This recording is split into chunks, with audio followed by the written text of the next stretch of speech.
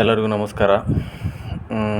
ಈ ದೇಶದ ಪ್ರಧಾನಮಂತ್ರಿಯಾದ ಶ್ರೀ ನರೇಂದ್ರ ಮೋದಿ ಅವರ ಯಾರು ಒಂದು ಅರ್ಥದಲ್ಲಿ ಹೇಳ್ಬೇಕಂದ್ರೆ ಅವರು ಪ್ರಧಾನಮಂತ್ರಿ ಅವ್ರ ಬಗ್ಗೆ ಹಲವಾರು ಕೆಟ್ಟ ಕಮೆಂಟ್ರಿ ಮಾಡೋದನ್ನು ಅಥವಾ ಅವ್ರ ಬಗ್ಗೆ ಅಪಪ್ರಚಾರ ಮಾಡೋದು ನಿಲ್ಲಿಸ್ರಿ. ಮೋದಿಯವ್ರು ಏನು ಹೊರದೇಶಕ್ಕೆ ಇನ್ವೆಸ್ಟ್ಮೆಂಟ್ ಮಾಡೋಕ್ಕಾಗಲಿ ಅಥವಾ ಪ್ರಚಾರ ಮಾಡೋಕ್ಕಾಗಲಿ ಅವ್ರೇನು ಹೊರದೇಶಕ್ಕೆ ಪ್ರವಾಸ ಹೋಗೋಲ್ಲ. ನಿಮಗೊಂದು ಗೊತ್ತಾ, ನಮ್ಮ ದೇಶದಲ್ಲಿರೋ ಸಂಪತ್ತು ಇಡೀ ಜಗತ್ತಿಗೆ ಅನ್ನ ಹಾಕ್ತಾರೆ. ಏನಪ್ಪ ಅಂತ ಹೇಳ್ಬೇಕಂತಂದ್ರೆ ನಮ್ಮ ದೇಶದಲ್ಲಿರೋ ದೇವರು ರೈತ. ಅವ್ನು ದುಡಿದ ಮೇಲೆ ಅವ್ನು ಕಷ್ಟಪಟ್ಟು ದುಡಿದ ಅನ್ನ ಏನಿದೆಯಲ್ಲ ಇಡೀ ದೇಶಕ್ಕೆ ಕೊಡ್ತಾರೆ. ಏನಿದೆ ಬೇರೆ ದೇಶದಲ್ಲಿ ಡೀಸೆಲ್ಲು, ಪೆಟ್ರೋಲು, ಖನಿಜ ಸಂಪತ್ತು ಬಿಟ್ಟರೆ ಬೇರೆ ಏನಿಲ್ಲ ತಿನ್ನೋಕ್ಕೆ ಅವ್ರಿಗೆ. ಅವ್ರು ಎದಕ್ಕೆ ಹೋಗ್ತಿದಾರಪ್ಪ ಅಂತಂದರೆ ಹೊರದೇಶಕ್ಕೆ ಹೋಗ್ತಾರೆ. ಅಲ್ಲಿರೋ ನಮಗೆ ಬೇಕಾಗಿರೋ ಅವಶ್ಯಕತೆನ ಕೇಳ್ತಾರೆ, ನಾವು ಅವ್ರಿಗಿರೋ ಅವಶ್ಯಕತೆನ ನಾವು ಕೊಡ್ತೀವಿ, ಇಷ್ಟೇ.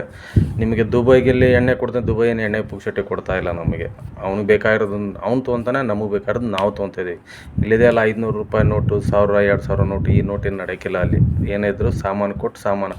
ಹಿಂದಿನ ಕಾಲದಲ್ಲಿ ಏನೋ ಹಿರಿಯರು ಮಾಡ್ತಿದ್ರು, ಈ ಊರಲ್ಲೆಲ್ಲ ಏನು ಮಾಡ್ತಿದ್ರು, ನೀನು ಜೋಳ ಕೊಟ್ಟರೆ ನಾನು ಅಕ್ಕಿ ಕೊಡ್ತೀನಿ, ಅಕ್ಕಿ ಕೊಟ್ಟರೆ ಜೋಳ ಕೊಡ್ತೀನಿ ಅಂತ ಈ ಥರ ಆಯಿತು.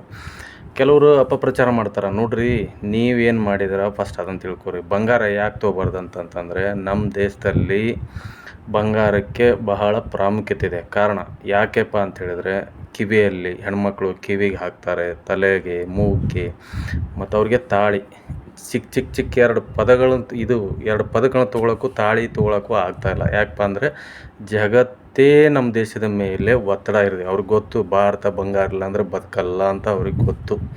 ಇದರಲ್ಲಿ ಕೆಲವು ಶ್ರೀಮಂತ ರಾಷ್ಟ್ರಗಳಿದೆ. ಭಾರತದ ಬೆಳವಣಿಗೆ ನೋಡಲಾರ್ದೆ, ಸಹಿಸಲಾರದೆ, ಅಥವಾ ನಮ್ಮ ಮಿತ್ರತ್ವ, ನಾವು ಬೇರೆ ದೇಶದ ಜೊತೆಗೆ ನಮ್ಮ ಸ್ನೇಹ ಸಂಬಂಧ ಸಹಿಸಲಾರ್ದೇ ಅವ್ರು ಏನು ಮಾಡ್ತಾಯಿದ್ದಾರಪ್ಪ ಅಂತಂದರೆ ನಮ್ಮ ಮೇಲೆ ಬಂಗಾರದನ ಒತ್ತಡನ ಹೇರ್ತಾ ಇದ್ದಾರೆ. ನೀವು ತೊಗೊಳೋದು ಬಿಡ್ರಿ, ಬಂಗಾರನ ತೊಗೊಳೋದು ಬಿಡ್ರಿ. ಅದಕ್ಕೂ ಒಂದು ಕಡಿಮೆ ಬೆಲೆ ಬರುತ್ತೆ. 1.5 ಲಕ್ಷ 2 ಲಕ್ಷ ಕೊಟ್ಟು ಎಲ್ಲಿಂದ ತೊಗೊತೀರ ಬಂಗಾರನ? ಮೋದಿಯವರು ಹೇಳಿದ ಕರೆ ಇದೆ, ಬಂಗಾರನ ತೊಗೋಬೇಡ ಅಂತ ಹೇಳಿದ್ದಾರೆ. ಹಳ್ಳೀಲಿ ಕಟ್ಟಿಗೆ ಹಚ್ಬೋದು, ಗೊಂಜಾಳ ಬೆಂಡನ್ನು ಅಥವಾ ದನಗಳ ಸಗಣಿ ಕುಳ್ಳಿಂದ ನಾವು ಅಡುಗೆ ಮಾಡ್ಬೋದು. ಸಿಟಿಲಿರೋರು ಪಾಪ ಆಗಲ್ಲ, ಕಷ್ಟ. ಯಾಕಂದರೆ ಅವ್ರಿಗೆ ಕಟ್ಟಿಗೆ ಹಚ್ಚು, ಒಲೆ ಹಚ್ಚು ಅಂದ್ರೆ ಆಗಲ್ಲ. ಅವ್ರಿಗೆ ಗ್ಯಾಸದ ಅನುಕೂಲತೆ ಮಾಡಿಕೊಡಂತಾರೆ. ಈಗ ಚಿಕ್ಕ ಮಕ್ಕಳಲ್ಲಿ ಸ್ಕೂಟಿ ಕೊಡ್ತೀರಾ, ಒಂದು 500 ಮೀಟ್ರು 1000 ಮೀಟ್ರ್ ಹೋಗ್ತೀರಾ, ಸ್ಕೂಟಿಲಿ ಬರ್ರನ ಹೋಗ್ತೀರಾ, ಬರ್ರನ ಬರ್ತೀರಾ, ಇಲ್ಲ ಅನ್ನಲ್ಲ. ಅದೇ ನೀವು ನಡ್ಕೊತ ಹೋಗ್ರಿ, ಒಂದು 5 ಕಿಲೋಮೀಟ್ರ್ 10 ಕಿಲೋಮೀಟ್ರ್, ಒಂದು 10 kg ವಜ್ಜೆ ಅಂದರೆ 10 kg ತೂಕ ನೀವು ತೊಗೊಂಡು ಹೋಗ್ಬೋದಲ್ಲ. ಯಾಕಪ್ಪ ಅಂದ್ರೆ ನಿಮ್ಮಲ್ಲಿರೋದು ಹೆಲ್ತ್ಗೆ ಒಳ್ಳೆಯದು. ಈ ಒಂಥರ ಎಕ್ಸಸೈಸ್ ಆಗುತ್ತೆ. ಅದನ್ನು ಬಿಟ್ಟು ಬೆಳಗ್ಗೆ ಜಿಮ್ಗೆ ಹೋಗ್ತೀರಾ, ಮತ್ತೇನು ಮಾಡ್ತೀರಪ್ಪ ಅಂತಂದರೆ ಓಡಾಡ್ತೀರಾ, ಅದೇ ಒಂದು ಎಕ್ಸಸೈಸ್ ಆಗುತ್ತೆ. ನಿಮಗೆ ಮಾರ್ಕೆಟ್ ಹೋಗ್ತೀರಾ, ಎಲ್ಲಿ ಹೋಗ್ತೀರಾ, ಗಾಡಿನ ಬಿಡ್ರಿ, ಮನೇಲಿ ಗಾಡಿ ಬಿಟ್ಟು ನಡ್ಕೊಂಡು ಹೋಗ್ರಿ ಅಂತಿದ್ದಾರೆ. ಮತ್ತು ಈಗ ಡೀಸೆಲ್ ಬೇಕು. ಡೀಸೆಲ್ ಯಾಕೆ ಕಡಿಮೆ ಆಗುತ್ತೆ ಅಂದರೆ ಈಗ ಕೃಷಿ ಕಾರ್ಯಗಳೆಲ್ಲ ಚಲುವಾಗುತ್ತೆ. ಅದಕ್ಕೆ ಟ್ಯಾಕ್ಟರ್ಗೆಲ್ಲ ಡೀಸೆಲ್ ಬೇಕು. ಮೋದಿಯವರು ಹೇಳಿದ್ದು ಏನು ತಪ್ಪಿಲ್ಲ. ಎಣ್ಣೆ ಕಡಿಮೆ ಯಾಕೆ ತಿನ್ರಪ್ಪ ಅಂದರೆ ಇತ್ತೀಚೆಗೆ ಹಾರ್ಟ್ ಅಟ್ಯಾಕ್ ಜಾಸ್ತಿ ಆಗ್ತಾಯಿದೆ. ಕೆಮಿಕಲ್ ಯುಕ್ತ ಇದು ಏನಂದರೆ ಆಯಿಲ್ ಸಿಗೋದ್ರಿಂದ ಹಾರ್ಟ್ ಅಟ್ಯಾಕ್ ಜಾಸ್ತಿ ಇದೆ. ಅದಕ್ಕೆ ಸ್ವಲ್ಪ ಮೋಟಾಪನ್ ಆಗ್ತಿದ್ದಾರೆ. ಸರ್, ಯಾರು ಸ್ಲಿಮ್ಲೆಸ್ ಆಗಿ ಎಣ್ಣೆ ತಿನ್ನಬೇಡಿ, ತುಪ್ಪ ತಿನ್ನಿ, ಯಾರು ಬೇಡ ಅಂದಿದ್ದಾರೆ ನಿಮಗೆ? ಬಡವ್ರು ನೋಡ್ರಿ, ನೀವು ರಾಜಕೀಯ ವ್ಯಕ್ತಿಗಳಿದ್ದೀರಾ, ಏನು ಹೇಳ್ತೀರಾ, ಏನು ಮಾತಾಡ್ತಾರೋ ಗೊತ್ತಿಲ್ಲ. ನಾವು ನಿಮ್ಮ ನೋಡಿ ಕಲ್ಕೋಬೇಕು. ನಾವು ನಿಮಗೆ ವೋಟ್ ಹಾಕಿ ಹಾರಿಸಿ ತಂದೀವಿ. ನೀವು ನಿಮ್ಮಿಂದ ನಮಗೆ ಒಳ್ಳೆ ಮೆಸೇಜ್ ಬೇಕು. ಇಲ್ಲಿ ಕಾಂಗ್ರೆಸ್ಸು, BJP, JDS ಇಲ್ಲಿ ಯಾವುದೇ ರೀತಿ ಪಕ್ಷ ಅಲ್ಲ. ದೇಶದಲ್ಲಿ ಆರ್ಥಿಕ ಪರಿಸ್ಥಿತಿ ಸರಿ ಇಲ್ಲದಾಗ ಅಥವಾ ದೇಶದಲ್ಲಿ ಬೇರೆ ದೇಶಗಳು ತಾವೇ ಕಿತ್ತಾಡುತ್ತಿರುವಾಗ ನಮ್ಮದೇನಪ್ಪ, ದೇಶದ ಒಬ್ಬ ಪ್ರಧಾನಮಂತ್ರಿಗೆ ನಾವು ಸಪೋರ್ಟಾಗಿ ನಿಲ್ಲಬೇಕು. ಅದನ್ನು ಬಿಟ್ಟು ನೀವೇನು ಮಾಡ್ತಿದ್ದೀರಿ ಕರ್ನಾಟಕದಾಗ? ನಾನು ಹೇಳ್ತಾ ಇದ್ದೀನಿ ಕೇಳ್ರಿ, ಮೇಕೆದಾಟು ಮಾಡಿರಿ, ಮಹದಾಯಿ ಬಗ್ಗೆ ಮಾತಾಡ್ರಿ. ನಮ್ಮ ಇಡೀ ಹಳೆ ಧಾರವಾಡ ಜಿಲ್ಲೆಗೆ ನೀರು ಬೇಕು. ರೈತ ಬೆಳೆದ್ರೆ 50 kg ಟಮಾಟ್ರು ₹5 ಸಿಗುತ್ತೆ. ಅದನ್ನು ಬಿಡ್ತೀರಾ? ಧಾರವಾಡದಲ್ಲಿ ಮಕ್ಕಳೆಲ್ಲ ಚಿಕ್ಕ ಮಕ್ಕಳೆಲ್ಲ ಬಿಸಿಲು ಅಂದೇ ಹಗಲು ರಾತ್ರಿ ಅಂದೇ ರೋಡಲ್ಲಿ ಕುಂತಿದ್ದಾರೆ. ಅದ್ರ ಬಗ್ಗೆ ನೀವು ತಲೆ ಕೆಡಿಸ್ಕೊತಾ ಇಲ್ಲ. ಏನೋ MLA ಆದ್ರಿ, ಮಿನಿಸ್ಟರ್ ಆದ್ರಿ, ಬೇರೆ ಏನು ಮಾಡ್ತಾಯಿದ್ದಾರೆ ಹೇಳ್ರಿ? ನೀವು ಹೊರದೇಶದಲ್ಲಿ ಹೋಗಿ ದುಡ್ಡು ಹಾಕ್ತಿದ್ದೀರಾ, ಚೆನ್ನಾಗಿ ಒಳ್ಳೆ ದುಡ್ಡು ಮಾಡಿದಾರೆ. ಹೇಳ್ತೀರಾ ಬಂಗಾರ ತೊಗೋಬೇಡ ಅಂತ ಹೇಳಿದಾರೆ, ಡೀಸೆಲ್ ತೊಗೋಬೇಡ, ಅದನ್ನು ಮಾಡಬೇಡ, ಇದನ್ನು ಮಾಡಬೇಡ. ಅರೆ ಹೇಳಿದಾರಪ್ಪ, ಜನಸಾಮಾನ್ಯರು ಕೇಳ್ತಾರೆ. ನೀವೆಲ್ಲ ಶ್ರೀಮಂತರೆಲ್ಲ ಕೇಳಲ್ಲಪ್ಪ, ನಮಗೆ ಗೊತ್ತು.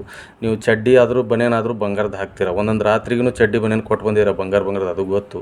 ನೋಡಿರಿ, ಜನಸಾಮಾನ್ಯರಿಗೆ ತಪ್ಪು ಮಾಹಿತಿ ನೀಡಬೇಡಿ. ಏನೋ ಆಂತರಿಕ ಪರಿಸ್ಥಿತಿ, ನಮ್ಮ ದೇಶದ ಆಂತರಿಕ ಪರಿಸ್ಥಿತಿ ಚೆನ್ನಾಗಿಲ್ಲ. ಅದ್ರ ಬಗ್ಗೆ ಸುಧಾರಿಸೋಕ್ಕೆ ಒಂದು ಒಳ್ಳೆ ಮೆಸೇಜ್ ಕೊಡ್ರಿ. ಸುಮ್ಮನೆ ಬಾಯಿದೆ ಅಂತ ಅಲ್ಲೊಳ್ಳೊಳ್ಳೊಳ್ಳು ಅಂತ ಮಾತಾಡೋಕ್ಕೋಗ್ಬಿಡಿ. ಕೆಲವು ನಟರಿದ್ದೀರ, ಅವ್ರಿಗೂ ಹೇಳೋಕ್ಕೂ ಇಷ್ಟಪಡ್ತೀನಿ ನಾನು. ಇದು ನೋಡಿರಿ, ಮೋದಿ ಆ ಜಾಗದಲ್ಲಿ ಮೋದಿಯವರಿದ್ದರೂ ಅವ್ರಿಗೆ ಮರ್ಯಾದೆ ಕೊಡಿ, ಇಂದಿರಾ ಗಾಂಧಿ ಇದ್ದರೂ ಮರ್ಯಾದೆ ಕೊಡಿ, ಇಲ್ಲ ನಮ್ಮ ಸಿದ್ದರಾಮಯ್ಯವರು, DK ಶಿವಕುಮಾರ್ ಕುಂತರೂ ಅದಕ್ಕೊಂದು ಮರ್ಯಾದೆ ಇದೆ. ಇರೋ ಒಂದು ಅಧಿಕಾರಕ್ಕೆ, ಇರೋ ಒಂದು ಸ್ಥಾನಕ್ಕೆ ತನ್ನದೇ ಆದ ಒಂದು ಮಹತ್ವ ಇದೆ. ಒಬ್ಬ ಮುಖ್ಯಮಂತ್ರಿ ಆಗಲಿ ಅಥವಾ ಒಬ್ಬ ಪ್ರಧಾನಮಂತ್ರಿ ಆಗಲಿ ಒಬ್ಬ ರಾಷ್ಟ್ರಪತಿ ಅವ್ರ ಜೊತೆಗೆ ಕೆಟ್ಟದಾಗಿ ಕಮಿಟ್ ಮಾಡೋದು ನಮ್ಮ ಧರ್ಮ ಅಲ್ಲ. ಮಾತಾಡಬೇಡಿ. ಅದಕ್ಕೆ ಕೆಲವರು ಸೂಕ್ತವಾದ ಕಾನೂನು ಕ್ರಮಗಳನ್ನು ತೊಗೊಂಡು ಬನ್ನಿ. ಸುಮ್ಮನೆ ಅವ್ರಿಗೇನೋ ಬರುತ್ತೆ ಅಂತ ಕಮೆಂಟ್ಮೆಂಟ್ ಮಾಡೋದು, ಸಿದ್ದರಾಮಯ್ಯವ್ರಿಗೆ ಸಿದ್ದರಾಮುಲ್ಲಾ ಖಾನ್ ಅನ್ನೋದು, ಡಿ ಕೆ ಶಿವಕುಮಾರ್ ನಮ್ಮ ಮುಖ್ಯಮಂತ್ರಿ ಆಗಕ್ಕಂತರೂ ನೀವು ಬಿಡಲ್ಲ. ಅದು ನಮ್ಗೆ ಗೊತ್ತು. ಪಾಪ ಅವ್ರು ಎಷ್ಟೋ ಸುಮಾರು ವರ್ಷಗಳಿಂದ ಕಷ್ಟಪಟ್ಟು ಕಾಂಗ್ರೆಸ್ನ ಕರ್ನಾಟಕದಲ್ಲಿ ಉಳಿಸ್ಕೊಂಡು ಬಂದಿದ್ದಾರೆ. ನೀವು ಡಿ ಕೆ ಶಿವಕುಮಾರ್ನ ಮುಖ್ಯಮಂತ್ರಿ ಮಾಡಲ್ಲ, ನಮಗೆ ಗೊತ್ತು ಪಕ್ಕ. ಯಾಕಂತಂದರೆ ಅವ್ರಿಗೆ ಹಿಂದ್ಗಡೆನೇ ಬಿದ್ದುಬಿಟ್ಟಿದ್ದಾರೆ ಮಾಡಬಾರ್ದು ಅಂತೇಳಿ. ಪಾಪ ಅವ್ರಿಗೆ ಕಾಂಗ್ರೆಸ್ ಸರ್ಕಾರ ಇರೋದೇ ಕರ್ನಾಟಕದಲ್ಲಿ ಡಿ ಕೆ ಶಿವಕುಮಾರಿಂದ. ಯಾಕಂತಂದರೆ ನಾವು ನೋಡಿದ್ದೀವಿ ಕೆಲವು ಹಿಂದೆ ಅದು ಅವನತಿನೇ ಒಂತಾಯಿತು, ಆದರೂ ಉಳಿದಿದೆ ಅಂದರೆ ಅದಕ್ಕೆ ಡಿ ಕೆ ಶಿವಕುಮಾರ್ ಕಾರಣ. ಗೊತ್ತಿರ್ಬೇಕು ನಿಮಗೆ. ಇನ್ನೊಂದು ಹೇಳೋಕ್ಕೆ ಇಷ್ಟಪಡ್ತೀನಿ ನೋಡ್ರಿ, ನೀವು ನಟರು ಅಂತ ಹೇಳ್ತೀನಿ ನಾನು. ನಿಮ್ಮನ್ನ ಹೀರೋಗಳು ಮಾಡಿದ್ದೇ ಜನರು, ಹೌದಾ? ನಿಮ್ಮನ್ನ ಹೀರೋ ಮಾಡಿದ್ದೇ ಜನರು. ನಿಮ್ಮಲ್ಲಿ ಕೈ ಮುಗಿದು ಕೇಳ್ತಾರೆ, ನಿಮ್ಮಿಂದ ಆದ್ರೆ ಒಳ್ಳೇದು ಮಾತಾಡಿಲ್ಲ ಅಂದರೆ ಬಾಯಿಗೆ ಜಿಪ್ ಹಾಕ್ಕೊಂಡು ಕುಂದ್ರಿ. ಯಾಕಂದರೆ ಒಬ್ಬ ಮೋದಿಜಿಯವ್ರ ಬಗ್ಗೆ ನೀವು ಮಾತಾಡ್ತೀರ, ಪ್ರಧಾನಿ ಬಗ್ಗೆ ಮಾತಾಡ್ತೀರ ಅಂದರೆ ಡಾಕ್ಟರ್ ರಾಜ್ಕುಮಾರ್ ಆದರೂ ಯಾವಾಗೂ ಮುಖ್ಯಮಂತ್ರಿ ಆಗಿ ಹೋಗ್ತಾಯಿದ್ರು.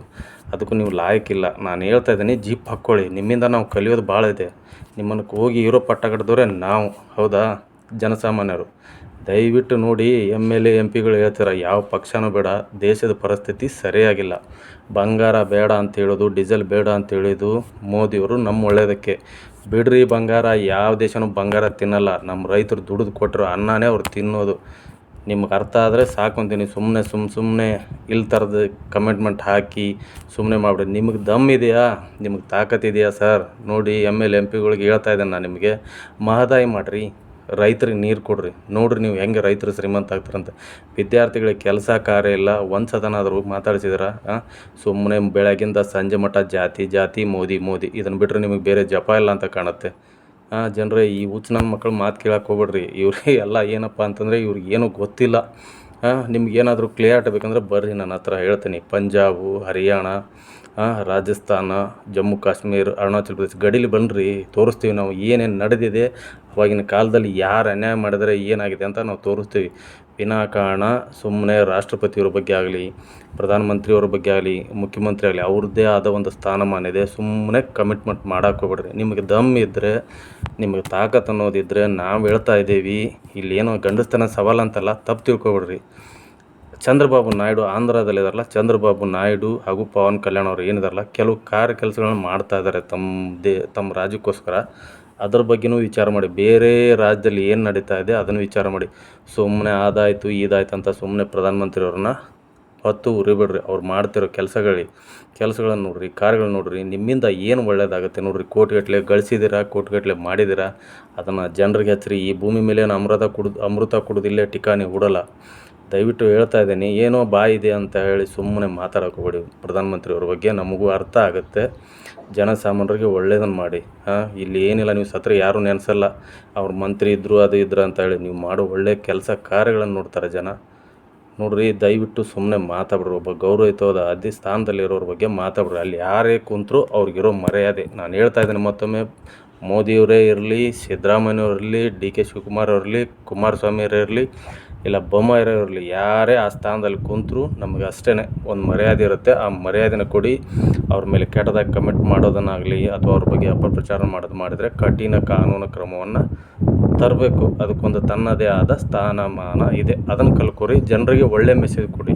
ನಿಮ್ಮಿಂದ ಆದರೆ ಸಹಾಯ ಮಾಡಿ, ಇಲ್ಲಿಂದ ಅಂದರೆ ಬಾಯಿ ಮುಚ್ಚಿಕೊಂಡು ಸುಮ್ಮನೆ ಕುಂದರಿ. ದೇಶ ಸಂಕಷ್ಟದಲ್ಲಿದೆ. ದೇಶದ ಪ್ರಗತಿ, ದೇಶದ ಉದ್ಧಾರದ ಬಗ್ಗೆ ಮಾತಾಡಿ. ಜೈ ಹಿಂದ್.